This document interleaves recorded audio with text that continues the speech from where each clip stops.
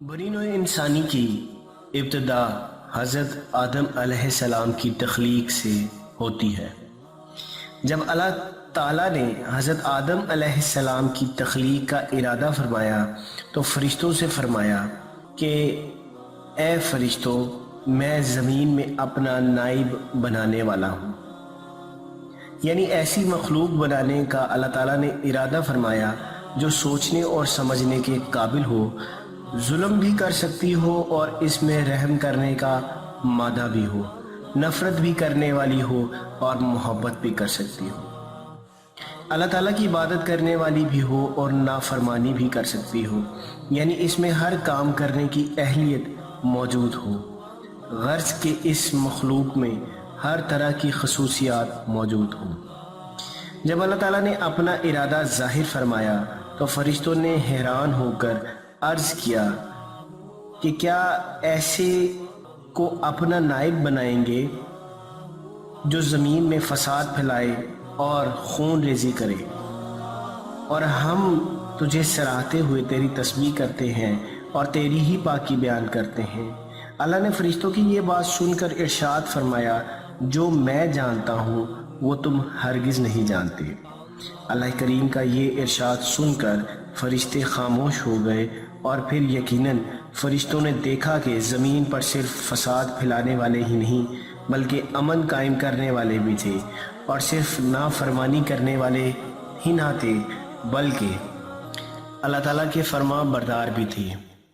अल्लाह ताला ने कुरान करीम में इरशाद फरमाया कि बेशक हमने तुम्हारे असल आदम को मट्टी से बनाया। अब सवाल ये पैदा होता है कि हज़रत आदम अलैहिस्सलाम की तख्लीक के लिए मट्टी कहाँ से ली गई। तो बुज़ुर्गों का इरशाद है कि अल्लाह करीम ने फ़रिश्तों को हुक्म फरमाया कि तमाम ज़मीन से एक मुट्ठी भर मट्टी लाओ। इस मट्टी में हर किस्म के ज़र्रात शामिल किए गए, सुर्ख, सफ़ेद, स्याह, और यूँ मट्टी तैयार की गई। इस तरह कुछ मट्टी नरम ज़मीन से ली गई और कुछ सख्त ज़मीन से। जितने रंग वाली मट्टी आप अलैहिस्सलाम के जिस्म में लगाई गई, आपकी औलाद में इतने रंगों वाले लोग मौजूद हैं। इसी तरह नरम दिल वाले भी हैं और सख्त दिल वाले भी हैं। हज़रत आदम अलैहिस्सलाम को जब तख्लीक का इरादा फरमाया तो ज़मीन को ये बताया कि मैं तुझ से अपनी एक मखलूक पैदा करने वाला हूँ जो मेरे ताबे फरमा होंगे। इन्हें जन्नत में और नाफरमानों को दोज़ख में दाखिल करूँगा। ये सुनकर ज़मीन ने अर्ज़ किया, ए अल्लाह करीम, मुझसे पैदा होने वाली मखलूक को दोज़ख में जाना पड़ेगा। तो मौला करीम ने इरशाद फरमाया, क्यों नहीं। ये सुनकर ज़मीन रोने लगी और इस कदर रोई कि इसके रोने से ज़मीन में लातादाद पानी के चश्मे जारी हो गए और ये क़यामत तक जारी रहेंगे। हज़रत आदम अलैहिस्सलाम का कालिब जब बनकर बिल्कुल तैयार हो गया तो फरिश्ते आप अलैहिस्सलाम की शक्ल व सूरत और आपके जिस्म की बनावट देखकर हैरान हो गए और आपके जिस्म के इर्द गिर्द घूमने लगे और ताज्जुब करने लगे। अब अल्लाह करीम ने रूह को हुक्म फरमाया कि इस कालिब में दाखिल हो जा और तमाम हिस्सों में फैल जा। करीब पहुंची तो जिस्म को नहायत तंगो तारीक कोठरी की मानंद पाया, और जब रूह अंदर जाने लगी तो वो रुक गई।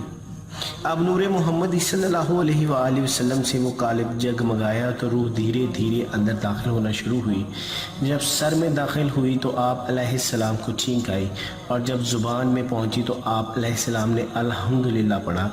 जब अल्हम्दुलिल्लाह पढ़ा तो अल्लाह करीम ने यरहकुमुल्लाह फरमाया। अब अल्लाह करीम ने फरमाया कि ए अबुल बशर, मैंने तुम्हें अपनी हम्द के लिए ही पैदा फरमाया है। जब रूह कमर तक पहुंची तो आप अलैहिस्सलाम ने उठना चाहा मगर गिर पड़े, क्योंकि रूह अभी निचले हिस्सा में पहुंची ना थी। इसीलिए अल्लाह करीम ने कुरान करीम की सूरह अंबिया की आयत में इरशाद फरमाया कि इंसान तो जल्दबाज पैदा किया गया है। इसके बाद रूह पूरे जिस्म में फैल गई तो आप अलैहिस्सलाम को हुक्म रब्बानी हुआ कि फ़रिश्तों को सलाम करो। आप अलैहिस्सलाम ने बुलंद आवाज़ से अस्सलामु अलैकुम फरमाया। फ़रिश्तों ने जब जवाब में व अलैकुम सलाम कहा तो अल्लाह ताला ने इरशाद फरमाया, ए आदम, यही सलाम और जवाब तुम्हारी औलाद के लिए भी होगा। आपने अर्ज़ किया, मेरे मौला, मेरी औलाद कौन सी है। चुनांचा आप अलैहिस्सलाम के सामने आपकी तमाम औलाद को कर दिया गया। तमाम मलाइका अल्लाह करीम की इबादत में हमतन मसरूफ़ रहा करते थे और वो देखते भी थे कि हज़रत आदम अलैहिस्सलाम की तख्लीक किस तरह हो रही थी, जबकि अल्लाह करीम ने तख्लीक आदम से बहुत पहले फ़रिश्तों से इरशाद फरमाया हुआ था कि मैं ज़मीन की मट्टी से एक मखलूक तख्लीक कर रहा हूँ जो कि ज़मीन में मेरा नाइब होगा। फिर जब हज़रत आदम अलैहिस्सलाम को तख्लीक फरमा लिया और इसमें रूह दाखिल कर दी तो अल्लाह करीम ने तमाम फ़रिश्तों से फरमाया कि आदम को सजदा करो, जैसा कि कुरान करीम में इरशाद होता है। और जब हमने फ़रिश्तों से फरमाया कि आदम को सजदा करो तो सब ने सजदा किया सिवाय इबलीस के, और इसने तकब्बुर किया और वो तो काफिरों में से हो गया। इसी दिन से इबलीस बारगाहे रब्बुल आलमीन में मरदूद हो गया और इसी दिन से वो इंसानों का दुश्मन अज़ली बन गया। जब अल्लाह करीम ने इबलीस से पूछा कि तूने आदम को सजदा क्यों नहीं किया अगरचे ये मेरा हुक्म था, तो इसने जवाब में कहा मैं इससे बेहतर हूँ इसलिए मैंने इसको सजदा नहीं किया। कुरान करीम की सूरह आराफ की आयत में इरशाद बारी ताला होता है कि जब अल्लाह करीम ने इबलीस से पूछा कि तूने सजदा क्यों न किया, तो इसने जवाब में कहा मैं इससे बेहतर हूँ क्योंकि तूने मुझे आग से पैदा फरमाया और इसको मट्टी से। चुनांचे अल्लाह करीम ने फरमाया तू निकल जा यहाँ से, तू मरदूद है और बेशक क़यामत तक तुझ पर लानत है। यकीनन इबलीस अल्लाह ताला का मुकर्रब फरिश्ता था। इसने बरस हा बरस तक इबादत की हुई थी, मगर जब इसने अल्लाह ताला के नबी की ताज़ीम न की तो वो रांदा-ए दरगाह रब्बिल आलमीन हो गया। यानी इसकी इबादत और रियाजत, इसका बेतहाशा इल्म इसके किसी काम भी ना आ सका और वो क़यामत तक लानत का मुस्तहिक करार दे दिया गया।